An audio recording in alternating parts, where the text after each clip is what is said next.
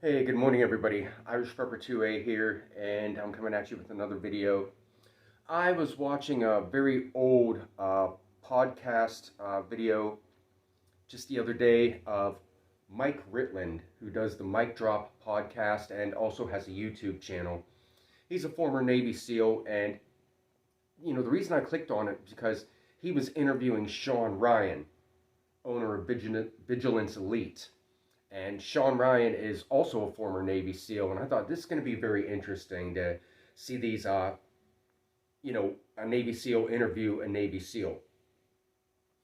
So as I'm watching this video, and this thing was like almost 2 hours long, but it was really good. These guys tell their story. You should check them out if you're not already doing so. There's some really cool stuff out there.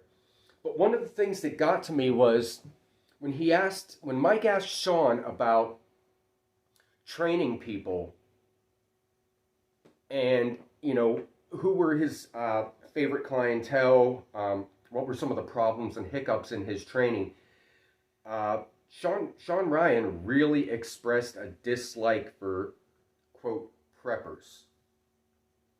And what he said made a lot of sense because, when people prep, there's that fine line, and I've done a video about this before, there's a fine line between prepping and hoarding, and prepping and actually being sufficient with the ability to utilize those preps. I did another video, it was called, I did about 5 months ago, it was called Bug Out Bag, Plan, Theory, and Practice, about, everybody says, if the SHTF comes, I am bugging out. Are you ready to bug out? So what Sean talked about when posed with this question was, he wanted people that were serious, wanted to learn, wanted to train, wanted to utilize that knowledge. And, as preppers, are any of us doing that? We talk about, first you're going to bug in and you bug around and you bug out, maybe not, whatever order, that's my personal plan, just in case anybody's wondering. And I've stated that before. Okay, that's the theory. But where's the practice? Okay, you bug in. Have you come up with a plan of your house, and mapped out your house? Learning where the weak parts are, what you need to, fortify a certain area, your front door, your bedroom windows, anything like that. Have you examined your house and find out where, blind spots are, or where what they call the fatal funnel, a choke point or something like that, that would be advantageous to you? And do you periodically go through that and keep the muscle memory going? Furthermore, after that's done, if you're going to go around, have you mapped out your neighborhood? And chances are, if you've been in the same place for any more than a year, multiple routes around. But I mean, can you stay? What I want to get at is, can you stay unpredictable if you have to go out? Not always taking the same dedicated route. Learning different shortcuts, things like that. And, memorizing them. Not just, oh, I stumbled across this one day, this was really cool. No, memorize it and practice it from time to time. The final thing, when, bugging out, are you physically able to do that? Are you going to be able to, and I've harped on this and I will keep preaching it, are you going to be physically able to put on that pack, whatever you have, whatever your defense is, and carry all that stuff and walk? Are the members of your family prepared to do that with you?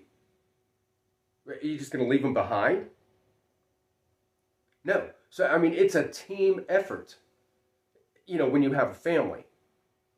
And, that's going back to that's what Sean was saying about, he thought that preppers have too much theory and not enough practice.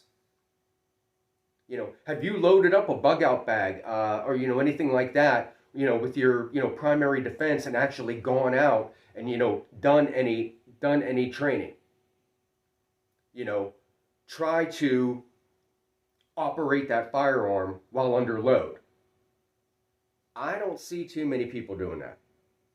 Not in my experience.